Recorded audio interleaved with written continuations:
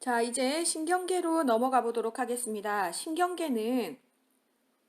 신경계의 기능을 일단 먼저 보시면 신경계 뭐 이렇게 여기 내용에도 나와 있지만 보통 우리가 신경계라 하면 어디에서 무슨 문제가 생겼어요? 그러면은 그거를 중추신경으로 보내고 중추신경에서 명령을 내려서 그거를 다시 아래쪽으로 내려주면 운동신경으로 해서 이렇게 그런 어떤 정보들을 수합을 해서 빨리 이제 몸을 뗀다든지 뭐 이런 것들에 대한 것들을 수행을 하게 되는 거죠. 그래서 우리가 막 이렇게 길을 가다가 갑자기 유리를 팍 밟았어요. 그러면은 몸이 갑자기 이 발을 빨리 뺄 때 이렇게 해가지고 딱 떼서 이렇게 하는 과정이 있어야 되는데 만약에 그런 과정이 없다면 더 많은 손상을 일으킬 수가 있고 나중에 뭐 그거야 극단적으로 이제 설명을 드린 거지만 어, 어떤 이런 뭐 신경계에 어떤 작용이 없다면 환자가 이제 사망에도 이를 수 있는 어떤 그런 일들도 벌어질 수가 있겠는 거죠. 그래서 다양한 감각로에 따른 내외적인 환경으로부터 자극을 수용하고 그거에 대한 정보를 처리하고요. 그런 다음에 상황을 적절한 반응 결정하기 위한 의식 수준과 다양한 반사를 통해 얻어진 정보 처리를 하고 신체 활동 조절 및 수정을 하기 위한 다양한 원심성 신경 또는 운동로를 통해 효과기에 정보를 빠르게 전달하는 이런 역할을 하는 것이 우리 그 신경계의 기능이라고 할 수 있겠습니다. 신경계의 구조를 일단 보시면요. 신경계는 인체에서 가장 분화된 조직이면서 신체 전반의 조절과 통제 기능을 이제 담당을 하고 있다. 우리 그 신경계의 가장 기본적인 단위는 뉴런입니다. 뉴런. 저 항상 기본적인 단위 항상 중요하죠. 그죠? 뉴런. 신경계의 가장 기본적인 단위는 뉴런이다. 신경계는 세포체, 축삭, 수상돌기, 시냅스 이렇게 되어 있는데요. 우리가 가장 많이 신경계다 이러면 그림을 보는 게 이렇게 운동 뉴런을 좀 많이 보고 있죠. 그래서 운동 뉴런은 여기에 보시면 신경 세포체가 이렇게 있죠. 그래서 여기 안에는 이제 핵도 이렇게 있고 이렇게 있고요. 여기에서 이제 축삭이 이렇게 있어요. 축삭은 이렇게 있는데 축삭은 1214페이지 우리 교과서에 보시면요. 교과서에 보시면 수초화된 축삭이 있고 그 다음에 비수초화된 축삭이 있죠. 그래서 위에 걸 보시면 수초화된 축삭이에요. 그래서 이렇게 비엔나 소세지 모양으로 이렇게 싸져 있어요. 그래서 이게 이제 수초잖아요. 그래서 마이엘린이라고 하는 이제 수초이고요.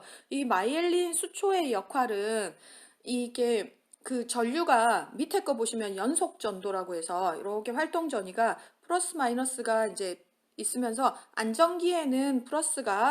안전기에는 이렇게 플러스가 밖에 있다가 이렇게 활동기가 되면 플러스가 안으로 들어오고 이제 그 마이너스가 밖으로 나갔다가 다시 이제 그게 자극이 지나가고 나면 다시 이렇게 안전기로 다시 이렇게 바뀌게 되는 거잖아요. 근데 요게 이제 그냥 그대로 요렇게 그게 그 비수초화된 축삭으로 이렇게 따라가다 보면 그게 시간이 좀 걸리잖아요. 근데 여기에 이렇게 수초화를 시켜가지고 이렇게 되면 여기에서 이렇게 점핑, 점핑 이렇게 되면 축지법이 되는 거죠. 그래서 이게 속도가 굉장히 이제 그 빠르게 이렇게 지나갈 수 있는 걸로 되어 있습니다. 그래서 활동 전이가 굉장히 좀 빠른 속도로 진행되는 거는 이런 그 마이엘린의 역할이다라고 보시면 되겠습니다. 자, 그러면 우리가 이 마이엘린이 만약에 손상이 좀 됐다, 뭐 이렇게 되면 이렇게 이 수초가 탈락이 되고 이렇게 되면 뒤쪽에 질환에서 배우시겠지만 다발성 경화증이라든지 뭐 길레안발의 증후군이라든지 이런 것들에 대한 질환들이 이렇게 좀 생길 수 있어요. 그래서 이 수초에 대한 거를 한번 봐주시고요. 그리고 이 수초 끝부분에 수초 끝부분에 보시면 자, 여기 다시 싹 지우고 깨끗하게 보시면 여기가 이제 운동신경 우리가 가장 많이 본다 그랬잖아요. 그래서 여기 끝부분은 이제 근육하고 연결돼 있어서 근육을 이렇게 확 움직여서 뜨거운 다리미로부터 내 손이 닿았을 때 빨리 이렇게 확 빼는 그런 거를 좀 할 수가 있는 거고요. 자, 이게 이제 그 운동 뉴런이라면 사실은 요 전에 감각신경이 먼저 있어야죠. 뜨거운 다리미에 먼저 손을 댔다 이런 게 있을 수 있잖아요. 그래서 여기 보시면 여기 이제 수상돌기 그래서 요 그 자극을 신경세포체로부터 자극을 이제 받아서 이제 넘겨주는 그런 거를 이제 하는 거를 수상돌기 여기 이제 요런 뼈들, 예, 가지돌기 이런 것들이 이제 수상돌기잖아요. 그래서 여기를 받아서 쭉 이렇게 넘겨주게 돼요. 그래서 여기에 감각 뉴런은 그래서 핵이 여기에 있어요. 왜냐면 전달해서 전달을 해줘야 되니까. 그렇죠? 그래서 핵이 여기에 있고 여기에서 얘가 얘의 머리랑 만나야 되잖아요. 그래서 얘가 이렇게 이제 머리 이렇게 만난 거예요. 여기 가운데에서 만난 거예요. 그러면 가운데에서 만나면 요 신경 전달 물질을 이쪽으로 이렇게 넘겨줘야 되잖아요. 그쵸? 그래서 여기 이제 수상돌기에서 이제 받아야 되는데 이제 세포체로 이제 넘겨줘야 되는데 요 수상돌기에서 요거를 다 받잖아요. 그러면은 요게 연결 부위, 다음 뉴런으로 연결해 주는 부위가 여기가 이제 시냅스라고 하는 데입니다. 여기 시냅스라고 하는 데고요. 여기에서는 이제 이 신경 전달 물질이 요쪽으로 이렇게 넘겨주고 이렇게 하면 여기서 이제 이렇게 받게 되는 거잖아요. 그러면은 여기에서 보시면 신경 전달 물질 여기서 만들어서 넘겨주게 되는 거고 여기에서는 신경 전달 물질의 수용체가 있어야 되는 거예요. 그쵸? 받아주는 그 수용체가 있어야 되는데 자 여기에서 이제 전달 물질을 보통 아세틸콜린이 이제 많이 그러니까 여러 가지 물질이 있지만 아세틸콜린이 많이 문제시 되죠. 그래서 여기 아세틸콜린이 이제 넘겨주게 되는데 이 아세틸콜린이 이렇게 뭐 좀 작아서 이렇게 신경 전달 물질이 아세틸콜린이 부족해서 생기는 게 이제 질환이 알츠하이머여가지고 알츠하이머는 이제 기억 학습 장애가 일어나는 그런 질환이잖아요. 그래서 알츠하이머가 생길 수 있고 여기에 수용체 여기 이 아세틸콜린이 괜찮은데 여기 받아주는 여기 수용체가 만약에 부족해서 문제가 생기는 것은 이거는 중증 근무력증이다 라고 해서요. 그러니까 여러분들이 보시는 여기에 이 기본적인 내용들 여기에서 이제 나중에 질환을 설명할 때 요거를 기억을 하고 있어야지만 그래서 이런 것들 여기에 신경세포체가 있었고 축삭이 있었고 여기에 마이엘린이 수초가 있었었고 이렇게 했었고 여기에 시냅스가 있었고 아세틸콜린이 있고 여기 수용체가 있었다라는 것들을 반드시 기억을 해주셔야 나중에 질환 부분 가셔가지고 좀 이해가 좀 되실 거예요. 그래서 신경계 구조는 잘 기억을 해주시고요. 여기 보시면 이제 감각 뉴런이 있고 운동 뉴런이 있고 중간 뉴런이 있는데 보통 중요한 거는 여기 두 개 부분 감각 뉴런과 이제 운동 뉴런 이렇게 보시면 되겠어요. 자, 다음. 자, 신경계의 구조는 그래서 신경계 구조는 중추신경계와 말초신경계로 이렇게 나눠지고 있습니다. 우리가 잘 아는 뇌와 척수는 중추신경계예요. 그래서 이 콩나물처럼 이렇게 돼 있죠. 그래서 여기에 뇌가 있고 여기에 이렇게 척수가 내려와 있죠. 그럼 말초신경계는요. 여기에 이제 뇌신경, 12뇌신경이랑 이제 척수신경, 31쌍의 이제 척수신경, 그다음에 자율신경 해서 말초신경계는 요 세 가지로 이렇게 나눠지고 있고요.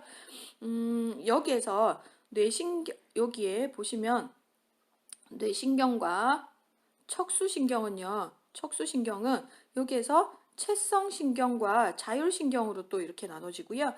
채성신경은 감각신경과 운동신경으로 나눠지고 여기에 자율신경은 교감신경과 부교감신경으로 또 나눠지는 거. 그래서 이 표를 이제 기억을 해주시면 좋겠습니다. 그래서 나머지 부분도 여기에서 그림을 조금 더 넣어놨으니까 이 부분도 참고해서 봐주시고 여기에 이제 아세틸콜린이라는 물질 이렇게 좀 봐주실 수 있죠. 그래서 요게 대한 자세한 내용은 뒤쪽 부분에 가시면서 또 보시도록 할게요. 자, 해서 중추신경계에는 뇌와 이제 척수가 있다고 했죠. 그래서 뇌의 구조를 일단 보시면 뇌는 요게 이제 살아있는 뇌고요. 요 아래쪽이 이제 살아있는 뇌고 요거 이제 해부학적인 뇌예요. 일단 색깔이 좀 다르죠. 그쵸? 그래서 여기 뇌의 구조는 대뇌, 간뇌, 뇌간, 소뇌로 이렇게 되어 있고요. 여기에서 그림 1216페이지에 보시면 그림이 이렇게 색깔별로 해서 이렇게 잘 그려놨어요. 그래서 대뇌 부분은 머리 쪽에 이렇게 가장 큰 양을 이렇게 차지하고 있고 간뇌는 그 아래쪽에 이렇게 있으면서 머리의 거의 중심 부위에 이렇게 있다고 보시고요. 밑에 뇌관 있죠? 뇌관은 중뇌, 내교, 연수 이 부분이 되어 있고요. 요 부분 이제 생명의 이제 가장 중추적인 역할을 하고 있죠. 그래서 우리가 식물인간이다 이렇게 하면 이 뇌간 부위만 남기고 나머지는 다 죽은 거를 이제 뇌간 식물인간이다라고 하고 있고, 그다음에 우리가 뇌사다라고 판정을 내리는 거는 이 뇌간 부위까지 다 죽었다라고, 이제 뇌가 다 죽었고,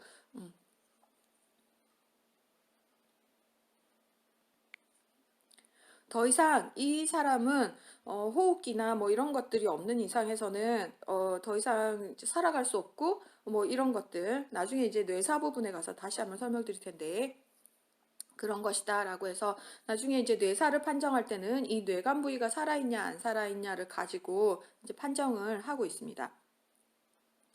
자, 두개골의 이제 뇌는 이제 싸져 있고요. 겉면에 이제 빨간색으로 안 하기로 했으니까 학생들 표현에 하면 아주 혈서를 쓰는 것 같다 그래서 내가 너무 그쵸, 제가 봐도 그런 것 같더라고요. 빨간색은 이제 그만. 그래서 여기 보시면 여기에 뇌가 이렇게 있으면 바깥에 이제 스칼프라고 해서 꺼풀이 이렇게 있을 거고, 여기에 뇌가 이제 여기에 뼈가 이렇게 있을 거고요. 그 안쪽에 이렇게 막으로 이렇게 되어 있어요. 그래서 세 개의 막으로 되어 있고요. 이 뇌가 두부 같잖아요. 연두부 같아요. 그래서 이 연두부 같은 이 조직들을 보호하기 위해서 세 개의 막으로 이렇게 되어 있습니다. 그래서 경막은 여기 보시면 요게 이제 경막인데 굉장히 바깥쪽에 보자기인데 가장 질겨요. 굉장히 질긴 막으로 되어 있고요. 굉장히 두텁게 이렇게 되어 있는 상태고, 지주막은 여기에 보시면 이게 이제 지주막인데 요게 지주막이에요. 여기 그 아래쪽에 있는 지주막인데 일단 연막부터 먼저 설명을 하고 지주막을 설명할게요. 연막은 여기에 보시면 여기 주름 있잖아요. 주름을 따라 이렇게 다 감싸 놓은 아주 얇은 막이 거고, 대뇌 표면에 주름 모양대로 이제 밀착이 되어 있어요. 그런 다음에 여기에 보시면 이제 요 사이사이에 뭐가 있냐면 뇌척수액이 이렇게 흘러다니거든요. 그거를 감싸기 위해서 여기에 이제 뇌에 영양도 주고, 여기에 이제 물에다가 이렇게 넣어놨으니까 이게 그 상처도 이렇게 나면 쿠션의 역할도 하고 기타 등등의 이제 그런 역할을 하는 뇌척수액이 이제 여기에 흘러다니는데요. 그거를 한번 이렇게 살짝 감싸 놓은 게 지주막입니다. 그래서 지주막 아래에는 뭐가 있어요? 뇌척수액이 다니고 있다라는 게 가장 또 중요한 포인트라고 할 수 있겠습니다. 그래서 우리가 이제 외상에서 보면 여기에 이제 경막 바깥쪽 경막 외출혈이냐, 경막 하출혈이냐, 지주막 하출혈이냐, 그리고 연막 아래에 나타난 건 연막 하출혈이 아니고요. 뇌내 출혈로 이렇게 보고 있습니다. 그래서 요거에 따라서 이 막의 기준에 따라서 진단명이 이렇게 잡히는 거를 좀 보실 수가 있겠습니다. 자, 다음.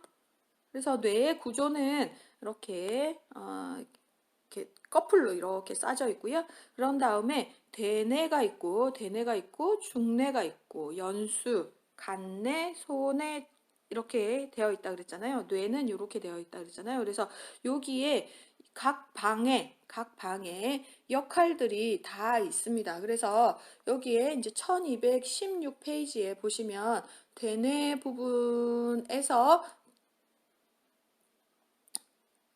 에서부터 시작해서 이제 설명을 쭉 다 해놨어요. 그래서 여기 참고해서 일단 쭉 봐주시면서 이제 정리를 해주시면 되겠는데, 대뇌 부분은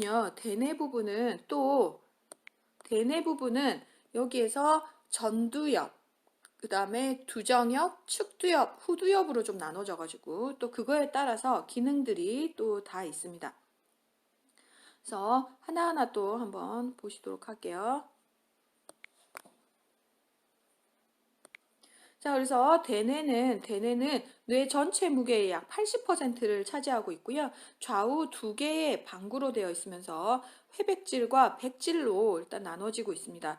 이렇게 해서 두정엽, 전두엽, 축두엽, 후두엽으로 일단 나눠지고 있고, 요 각 엽에서 하는 일들을 꼭 기억을 해주셔야 되겠습니다. 그리고 최근에 이제 뜨고 있는 게 이제 변연계예요. 그래서 한번 설명을 좀 드리자면, 요 신경계 파트는 굉장히 좀 복잡하고 어렵고 막 이런 파트잖아요. 그리고 아직도 너무나 우리가 알고 있는 부분은 저 해운대 모래사장에 모래 하나 정도 알 정도로 이렇게 굉장히 좀 미지의 세계? 뭐 이렇게 돼 있어요. 그래서 아직도 연구가 진행적인 부분들도 많고, 뇌과학이라고 해서 굉장히 좀 어렵게 막 이렇게, 어, 어렵게 막 이렇게 연구가 되어 있기도 하고 있기도 하고, 뭐 이렇잖아요. 그래서, 우리의 또 우리가 그렇진 않지만 또 시험을 또 신경을 써야 되잖아요. 그래서 신경계 파트는 거의 시험 문제가 좀 나오는 게 거의 좀 정해져 있습니다. 예, 정해져 있어서 변형계처럼 이렇게 미지의 세계, 이 변형계는 그닥 그렇게 좀 예, 이제 막 시험 문제가 많이 나올 것 같지는 않지만 그래도 우리가 최신의 트렌드에 가자면 요즘 가장 많이 나오는 부분이 요 해마 부분이죠. 해마 부분. 그래서 여기가 이제 기억을 일단 담당을 하고 있고요. 여기에서 단기 기억에서 장기 기억으로의 이제 전환을 하고 있는데요. 그래서 손상 시에는 이제 장기 기억만 하고 있어요. 그래서 옛날에 내가 시집 갈 때 무슨 옷을 입었고 뭐 그 모양은 어땠고 뭐 이렇게 할머니가 설명을 하지만 지금 내가 핸드폰을 어디 놔뒀는지 모르는 이 단기 기억이 없어지는 그리고 뭐 이렇게 우리 집을 못 찾고 막 이런 것들이 이제 문제가 되는 게 이제 해마 부분 요 부분이고요. 그다음에 편도체 부분은 이제 감정 이런 것들, 그다음에 이제 폭식과 관련이 되어 있는 이런 것들을 관련하고 있는 게 이제 편도체 부분이다 돼 있고요. 시상 앞핵은 자율신경계 조절하고 변연엽 과 이제 후각 신경구 이런 등으로 여기 이제 변형계가 이제 만들어져 있다라고 해서 요 뜨고 있는 변형계에 대해서 한번 살짝 이제 별표까지는 아니고 짚어보고 이제 넘어가도록 하겠습니다. 그래서 옛날에는 그래서 이 변형계가 따로 이렇게 구분을 안 했었어요. 대내에서. 근데 요즘 완전 뜨고 있어가지고 최근에는 이제 분리하고 있는 그런 추세로 이제 가고 있다라고 보시면 되겠습니다. 자, 그래서 대뇌는요, 전두엽과 두정엽, 축두엽, 후두엽, 변형계 이렇게 나눠지고 있다고 얘기했잖아요. 그래서 전두엽은 우리가 1차 운동 영역으로서 운동 피질, 복잡하고 학습된 무의식적 긴장이나 운동을 조절하고 이제 통합하는 걸로 되어 있고요. 좌측 방구, 그러니까 앞쪽 부분에서 전두엽 앞쪽에서 왼쪽 부분에는 브로카 언어 중추가 있어가지고 여기는 운동성 언어 영역이다라고 되어 있습니다. 그리고 인격과 고위 인지 기능, 합리성, 집중력, 추상력이 여기에서 이제 전두엽에서 이루어진다라고 되어 있죠. 그래서 우리가 앞장구 아이들이 공부 잘한다 막 이렇게 되어 있잖아요. 그게 빈말은 아니었다라는 것들을 이제 아실 수가 있는 내용이고요. 우리가 중요하게 여겨야 되는 거는 좌측 방구의 브로카 언어 용역 요 부분이 좀 중요한데 우리가 실어증 관련해 가지고 나중에 설명을 좀 드릴 거예요. 그래서 실어증은 운동성 실어증과 여기에 감각성 실어증으로 나눠지고 있거든요. 그래서 전두엽 요 부분에 이제 앞쪽 부분에 됐다 그러면은 운동성 언어 영역, 운동성 실어증과 관련이 있어요. 그래서 이 사람은 이렇게 실어증 말을 이렇게 못하지만 사람이 다 알아들은 상황인 거예요. 알아들었는데 말을 못하는 거잖아요. 그러면은 이 사람을 간호에 접근할 때는 알아들었기 때문에 말할 수 있는 시간을 주고 말할 수 있는 표현할 수 있는 방법을 주고 이런 식으로 이제 간호가 접근이 되겠죠. 자, 이거에서 이제 또 설명을 같이 이제 드리자면 측두엽에는 베르니케 영역이라고 되어 있어요. 여긴 청각 중추가 있고요. 이거는 언어 이해 능력이 있어요. 그래서 여기 이제 감각성 실어증이에요. 감각성 실어증이에요. 그러면 이게 감각성 실어증이다 그러면 이해를 못해서 말을 못하는 거잖아요. 그러니까 실어증이 이렇게 왔는데 이해 자체가 안 되는 거예요. 베르니케 영역, 측두엽 쪽으로 문제가 생긴다면. 자, 그래서 들었지만 이해가 안 돼. 그러면은 이 사람들은 어떻게 접근을 해야 될까요? 이 사람들은 천천히 이야기를 해주고 뭔가 이해할 수 있는 단순한 그림 제공이라든지 이런 식으로 해서 실어증의 환자의 접근 방법이 간호의 접근 방법이 달라지는 거죠.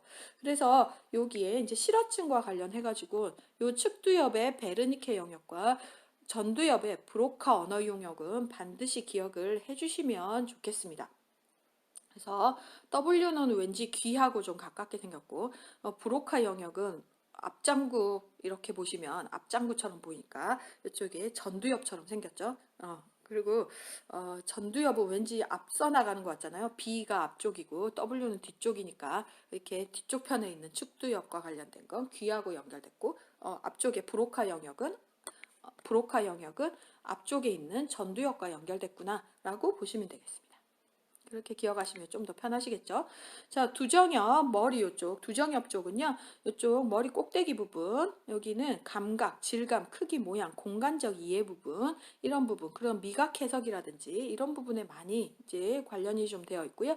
후두엽은 시각 중추가 여기 있어요. 그래서 우리가 안경 잘 안 맞은 거 끼면 뒷골 당기는 느낌 혹시 받아보신 적 있으세요? 거기가 시각 중추가 이제 그쪽에 있어서 이제 벌어지는 일이었고, 변형계는 아까 한번 설명을 좀 드렸지만 다시 한번 보시면 학습과 기억 영역, 그다음에 생존과 관련된 정서 및 본능적인 충동 이런 것과 이제 연관되어 있고요. 그래서 배고픔과 공격적 영역, 성적 흥분 이런 것들이 여기에 많이 관여하고 있다라고 보시면 되겠습니다. 다음으로 간뇌의 구조와 기능에 대해서 이제 보도록 하겠습니다. 우리 1216페이지 그림 58-9 보면요. 간뇌가 어디에 있는지 위치를 한번 보세요. 자, 우리 그 뇌를 기능적으로 좀 나눠서 세 층으로 좀 구분을 하기도 하는데, 우리가 1층 맨 밑에 칸을 이제 뇌, 간, 소, 뇌 요 부분으로 보고 2층 변연계, 2층은 변형계, 이렇게 보고, 거기에 이제 시상하부라든지, 뭐, 해마, 편도, 이런 것들이, 다 있는, 여기 이제 이 간뇌, 요 부분을 하고, 그 다음에 이제 3층을 대뇌피질, 이렇게 보시는 거거든요. 그래서 지금 보시면, 우리가 이제 3층을 지금 봤었고, 지금 2층인 간뇌를 지금 보시는 건데, 사이 간자, 간뇌라 해서요. 그러면 이제 2층, 고기 사이 그 밑에 연수 뇌간 부위와 대뇌 부위의 그 사이에 있는 간뇌 부분인 건데, 이 부분은 그 간내 정말 그 사이 간이잖아요. 정말 가운데에 딱 있으면서 우리가 눈 부분에서 이렇게 반으로 하고 이렇게 코 부분으로 해서 이렇게 반으로 이렇게 이렇게 반으로 이렇게 나눠보면 정말 그 왜 지구에 딱 그 핵 부분 있잖아요. 그 부분에 딱 있거든요. 그래서 정말 그 가운데, 정말 가운데에 이렇게 딱 위치하고 있습니다. 그래서 이 부분은 시상과 시상, 하부가 이제 위치해 있고요. 그래서 요 부위는 시상에서는 후각을 제외한 모든 감각 자극을 대뇌피질까지 전달하는 역할을 하고 통증, 분노, 공포 등 원초적인 정서 반응을 좀 느끼는 것이다. 그리고 시상 하부는 자율신경계의 최고 중추로서 뇌하수체와 연결이 되어 있다고 이제 볼 수 있습니다. 자, 그래서요, 간내의 기능은 신체 항상성을 유지하기 위해서 체온과 혈당을 유지하고요. 물질 대사 조절을 해서 세포 에너지, 화학 반응 조절을 이제 하는데 여기 화학 반응 조절에서는 지방 대사나 뭐 성장과 성수, 갈증 조절 이런 것들을 하게 되고 자율신경 조절로서는 맥박, 혈압, 식욕, 수면 조절 이런 것들을 하고 있습니다. 그래서 간뇌 보시고요. 그 다음에 간뇌하고 뇌간하고 헷갈리는데 완전 다른 거예요. 간뇌는 시상하부 뭐 이런 것들이 있는 거고 뇌간은 그 아래쪽에 1층에 있는 거고요. 이거는 간뇌와 척수 사이에 위치하고 있으면서 여기는 중뇌, 뇌교, 연수로 이렇게 구성이 되어 있어요. 그래서 요 세 개를 합해서 우리가 뇌간이다, 브레인스템이다 하고 있습니다. 중뇌는 몸의 평형을 유지하고 동안신경이라든지 활차신경의 신경의 핵이 위치하고 있고요. 그 다음에 뇌교는 흡식중추와 호흡조절중추, 3차신경, 외전신경, 안면신경, 천신경의 그 신경핵이 이제 위치를 하고 있고요. 연수는 뇌와 척수를 연결을 하고 있어서 여기에 이제 이 호흡중추와 심박동 조절, 연하, 구토, 딸꾹질, 반사중추, 설인신경, 미주신경, 부신경, 설화신경, 신경핵이 위치하고 있고요. 대부분의 신경섬유가 연수에서 이렇게 교차하고 있다. 이렇게 되어 있고, 이따 요건 다시 한번 또 설명드릴 텐데. 자, 어쨌든 여기에서 이렇게 보시면 호흡 중추와 이런 것들이 다 여기에 위치를 하고 있기 때문에 요 뇌간이 이제 죽으면 이제 사람은 이제 죽는다고 보시면 됩니다. 그래서 여기에 이 뇌간이 살아 있는데 다른 데 다 죽은 게 뭐라 그랬어요? 식물인간. 근데 뇌간까지도 다 죽으면 뇌사 이렇게 되면서 이제 남한테 이 사람은 이제 그 호흡기를 떼면 더 이상 살 수가 없기 때문에 뇌사다 해서 거의 죽은 것으로 이렇게 거의 판정이 되면서 이렇게 다른 사람들한테 장기를 이식하게 되는 그런 상태가 되는 거죠. 자, 그래서 중뇌에는 이 동안신경이 있습니다. 그래서 중뇌 상부에 손상을 입으면 동공이 열리면서 대강반사가 소실이 된다 이렇게 돼 있어요. 그래서 우리가 그 머리 다친 사람들 보면 바로 이렇게 퓨필 사이즈 확인하고 열렸나 안 열렸나 막 이런 것들 보는 거잖아요. 그래서 여기에 이게 중뇌가 손상을 입으면 이런 것들이 다 소실이 되는 것이다 라는 거를 아실 수가 있겠습니다. 자, 기저핵이라고 베이잘 갱글리아라고 하는 거 있는데요. 이 부분도 요즘 이제 뜨고 있는 부분이고, 이 부분은 대뇌 방구의 시상 외측에 존재하는 회백질체인데요. 여기는 이렇게 구성되어 있는 거는 이렇게 뭐 미상핵, 피각, 담창구, 편도체 뭐 이런 걸로 구성되어 있는데 편도체 정도는 좀 들어보셨죠? 자, 해서 여기 요 내용보다는 일단 베이지알 갱글리아 쪽에서는 추체외로의 시발점으로 근육 활동을 조절하고 통합을 한다. 이렇게 해서 대뇌 피질과 협력을 해서 수위 운동을 발생시키고 감각 자극과 환경 변화에 반응한다. 이렇게 돼 있죠. 그래서 여기에 근육 활동을 조절하고 통합한다. 이렇게 돼 있어요. 그래서 움직임하고 많이 상관이 있어요. 그래서 여기에 문제가 있다면 파킨슨병, 헌팅턴 무도병, 진전이 트레머잖아요. 이렇게 떨리는 진전이라든지 무정의 운동. 무정의 운동이라는 거는 무의식적이면서 목적이 없는 무작위적인 활동 이런 것들 얘기하고요. 이제 과긴장증 이런 것들을 나타내는 게 베이잘 갱글리아에 문제가 있을 때다 이렇게 돼 있어요. 파킨슨병이나 이런 것들은 나중에 뒤에서 보시겠지만 파킨슨병 굉장히 중요한 병이죠. 그래서 이 베이잘 갱글리아에 문제가 오면 이렇게 생길 수가 있겠다라는 거를 한번 좀 보시고 넘어가도록 하겠습니다. 자, 손에는 여기 주먹 딱 쥐고 여기 뒷꼭지에 딱 대시면 그 위치에 딱 있습니다.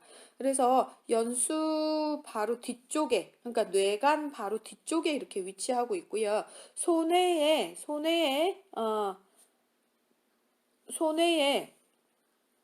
하는 일은 평형감각이에요. 평형감각. 그래서 평형감각은 요 뒤쪽에 그 뇌의 방규관은 신체 운동의 방향 형태와 자세를 인식하고 저기 그 전정신경과 뇌관을 경유해서 손해로 정보를 보낸다. 이렇게 해서 여기에는 이제 평형감각 여기 하고요. 그 다음에 정교한 운동 조절을 한다. 이렇게 하고 있습니다. 해서 사람이 손해에 문제가 있잖아요. 그러면은 손해에 문제가 있으면 사람이 평형을 잡지를 못해서 몸을 서 있을 수가 없어요. 그래가지고 손해 위축증이 이런 증상은 약간 희귀질환이긴 한데요. 그 사람들을 만나잖아요. 어지러워서 뭘 할 수가 없어가지고 거의 누워서 지내요. 밥을 먹을 수가 없어요. 밥을. 그래가지고 그 댁에 가보면 이게 본인의 어떤 환경 위생도 제대로 안 되는 이런 상황까지도 올 정도로 굉장히 좀 상태가 안 좋아요. 그래서 이거 정신은 멀쩡하죠. 정신은 멀쩡한데 어지러워서 뭘 할 수가 없는 거예요. 자, 그리고 발음이 부정확하고요. 이렇게 그리고 이제 진전이 있어서 이제 그릇 떨어뜨리고 막 이렇게 해서 좀 다칠 우려가 있기 때문에 이제 플라스틱 접시 같은 걸 좀 이용해야 한다 이렇게 돼 있어요.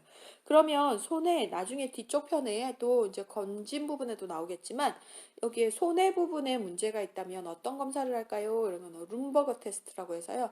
이렇게 눈을 감고 양팔을 벌리고 20초 동안 서 있으면 이게 흔들흔들해서 콱 넘어지면 이게 이제 그 평형 검사에서 아, 이상이 있구나라고 하고 있거든요. 그래서 룸버그 테스트 이런 걸 하게 된다. 그래서 뒷부분에 가면 다시 한번 나오니까 룸버그만 기억하시고 넘어가도록 하겠습니다. 자, 뇌의 이제 이 부분들을 다 공부를 했는데요. 여기에 뇌는 이제 혈액을 이제 공급을 받아야 되죠. 그죠? 그래서 이제 뇌의 혈액 공급을 받을 때 조금 길고 하니까 조금만 끊었다 갈까요? 그러면 네, 그러면 뇌 혈액 공급부터는 다음 시간에 또 이어서 하도록 하겠습니다.